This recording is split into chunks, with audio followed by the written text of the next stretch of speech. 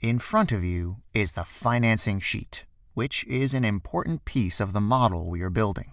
Our task is to build a solid logic that works properly when Tesla's business goes well and is profitable, but also in case the company struggles and requires additional funds from the outside. Many people expect that Tesla will need external financing and will have to raise equity or debt capital one or multiple times in the upcoming years. This is why we'll have to make the following assumptions and incorporate them in our model. Assumption number 1. If Tesla has a negative, unlevered free cash flow in a given year, then the company would raise financing in the first day of the following year. Assumption number 2. Tesla will use 50% debt and 50% equity financing to cover its negative cash flows. Assumption number 3. The company's cost of debt would remain constant throughout the forecast period. It will be equal to 7.5%, which was the yield of Tesla's bonds as of the 19th of September, 2018. Okay, now that we have laid out the ground rules, it should be easy to estimate Tesla's long-term debt as well as interest expenses. First off, let me link to the unlevered free cash flow calculated in the cash flow sheet and the one we have here. We can easily see that, in the current scenario, there is only one negative cash flow to be covered, the one in 2019. Nevertheless, we have to construct our model in a way that would allow for flexibility if scenarios are changed. For example, in the worst-case scenarios, we will probably have a few additional years producing negative cash flows. In that scenario, we would prefer for the model to adjust accordingly without our intervention. To be able to do that, I'll use an if function.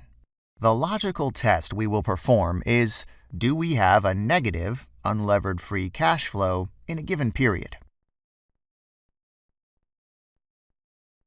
I'll fix the row reference to facilitate copying the function.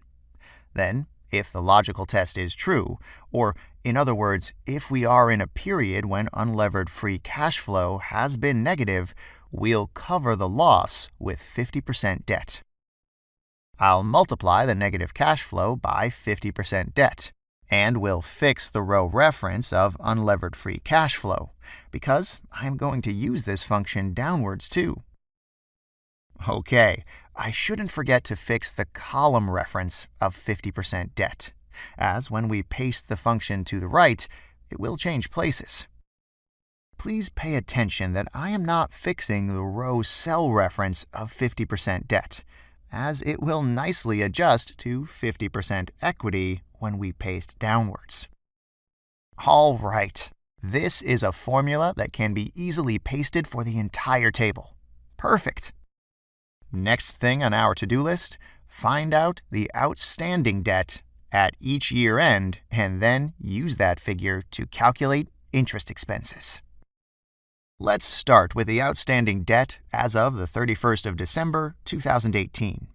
The outstanding debt at the end of 2018 will be given by the outstanding debt at the end of 2017 plus the newly raised debt during 2018, which is equal to 0. Great! For 2019, we have a similar picture. The debt at the end of 2018 plus the debt raised during 2019.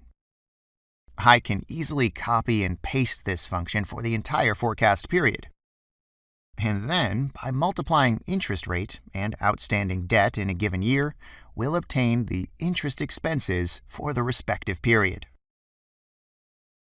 By the way, let's also calculate the interest expenses for the second half of 2018, as the difference between full year 2018 and the amount of interest expenses registered for the first 6 months of the year.